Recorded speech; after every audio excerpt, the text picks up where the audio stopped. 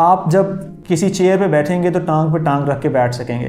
This is beyond that scale victory, जो कि अक्सर हम लोगों को सुन रहे होते हैं कि मेरा वज़न इतना कम हो गया। ये बातें कोई करता नहीं है और कोई बताता नहीं है। वो जो शूज़ के लेसेस हैं जो आपने कभी टाई नहीं कर पाए, वो आप टाई कर पाएंगे। वो जो रुकू और सुजूद हैं द मुस्लिम पेशेंट्स, वो जो आप कभी कर नहीं पाते थे, वो आप कर पाएंगे। सो जो victories of bariatric surgery patient है, that is way beyond the scale victories. तो जो वज़न तो आपका कम होगा वो होना है कम, ठीक है। इसके अलावा बहुत सी और कामयाबियां हैं जो आप इसके बाद फील करते हो अपने अंदर, चेंजेस हैं जो पॉजिटिव फील करते हो अपने अंदर।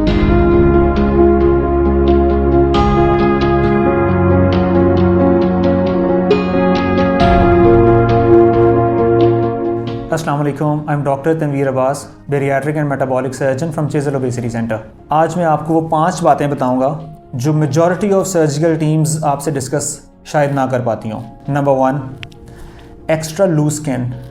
आफ्टर बेरियाट्रिक सर्जरी जब आप वज़न अपना कम करेंगे, आपका वज़न लूज़ होता जाएगा आहिस्ता आहिस्ता, तो आपकी जो स्किन है वो ढलकना शुरू हो जाएगी, जो लूज स्किन है वो लटकना शुरू हो जाएगी।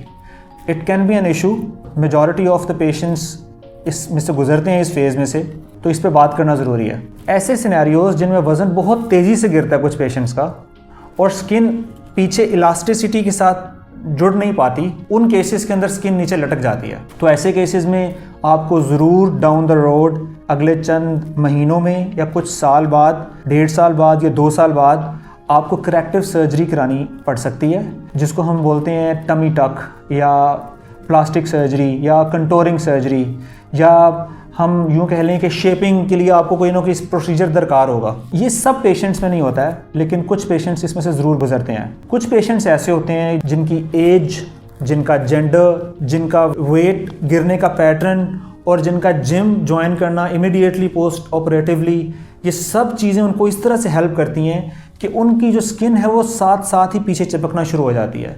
उनकी इलास्टिसिटी ऑफ स्किन इतनी अच्छी होती है कि वो मसल्स अपने बिल्ड करते हैं और वज़न जैसे जैसे लूज़ करते हैं तो स्किन पीछे चिपकना शुरू हो जाती है। तो आप इनमें से किस कैटेगरी में फॉल करेंगे ये सिर्फ वक्त बताएगा। तो जब आप बेरियाट्रिक सर्जरी के बारे में सोच रहे हैं तो जहन में ये ज़रूर सोचें उस ग्रुप में भी आप फॉल कर सकते हैं जिस ग्रुप को बाद में करेक्टिव सर्जरी की ज़रूरत पड़े। But having said all that, bariatric surgery के जो फ़वाइद हैं ये लूज स्किन से बहुत ज़्यादा हैं। लूज स्किन कोई बीमारी नहीं है। बहुत से पेशेंट्स हमारे लूज स्किन के साथ ज़िंदगी गुजारते हैं और वो कहते हैं हमें इससे कोई इशू नहीं है, क्योंकि जो फ़वाइद बेरियाट्रिक सर्जरी के हैं वो क्या हैं?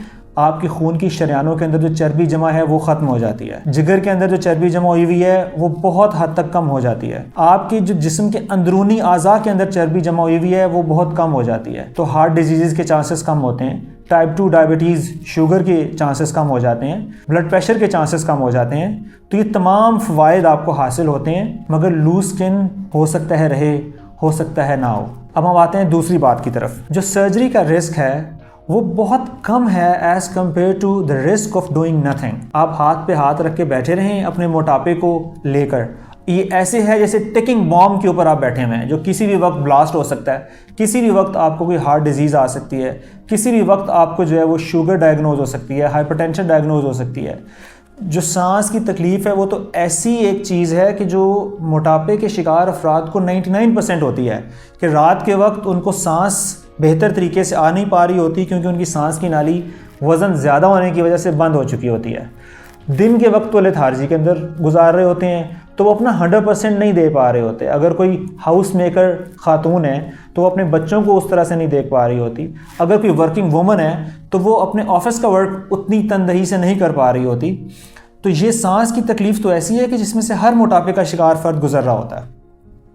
तो अगर आप सर्जरी, बेरियाट्रिक सर्जरी को नहीं अपनाते या वेट लॉस अपना नहीं करते और आप ये कहते हैं कि रीज़न ये है कि ये बहुत रिस्की है, तो आप ये ज़रूर सोचें कि जो चीज़ आप चूज़ कर रहे हैं वो बेरियाट्रिक सर्जरी के रिस्क से कहीं ज़्यादा रिस्की है। So it brings me to number 3। आपने जो फिज़ी ड्रिंक्स हैं, कार्बोनेटेड ड्रिंक्स हैं, उनको बाय बाय बोल देना है। This is a big no after bariatric surgery, specially after sleeve gastrectomy.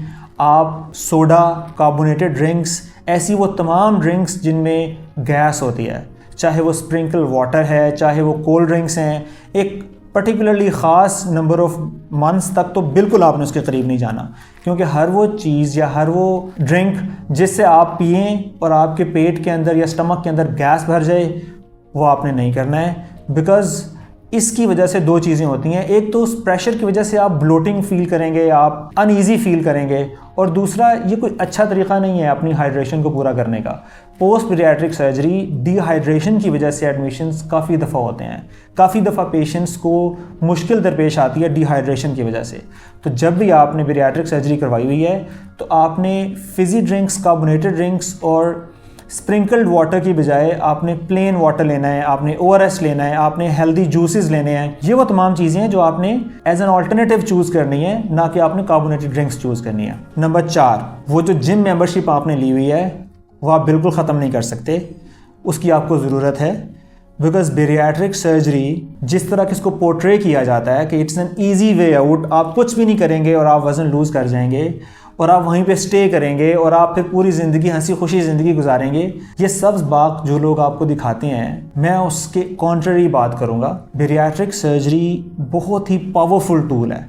ये एक ऐसा टूल है जो आपको ज़िंदगी में वहाँ लेकर जाएगा वज़न के एतबार से जहाँ आप कभी सोच भी नहीं सकते थे। लेकिन आपने वहाँ स्टे करना है, तो वो लाइफस्टाइल मॉडिफिकेशंस जो कि आपको चाहिए उनके अंदर जिम शामिल है, उसके अंदर बिल्डिंग योर मसल्स शामिल है, उसमें रेजिस्टेंस एक्सरसाइजेज शामिल हैं। चाहे वो आप बॉडी वेट एक्सरसाइजेज करें, चाहे वो आप जिम में लिफ्टिंग करें, चाहे आप कार्डियो करें, ये तमाम चीज़ें आपने अपनी ज़िंदगी का हिस्सा बनाना है। ठीक है, जब भी आप एक substantial amount of weight lose कर जाएं जिसके बाद आपके जॉइंट्स अफेक्ट ना हो एक्सरसाइजेज की वजह से, तो आपको फ़ौरन से ट्रैक एंड जिम को हिट करना चाहिए। और मैं तो अपने तमाम पेशेंट्स को पर्सनलाइज्ड ट्रेनिंग प्रोग्राम ज़रूर देता हूँ पोस्ट ऑपरेटिवली, सो दैट वो मसल्स को बिल्ड कर सकें, सो दैट जो उनको फ़ायदा हो रहा है बेरियाट्रिक सर्जरी के बाद फ़ौरन से वो वहाँ स्टे कर सकें और वो लॉन्ग टर्म एक हेल्दी लाइफ गुजार सकें।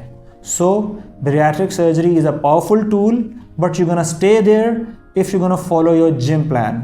नंबर 5, ये जो आपको स्केल के ऊपर एक नज़र आएगी, एक सक्सेस स्टोरी बनती हुई अपनी, आपकी असल सक्सेस नॉन स्केल भी है। जैसा कि आप वो जो फ़्लाइट लेते थे, आप इकॉनमी की सीट के अंदर पूरे आ जाएंगे।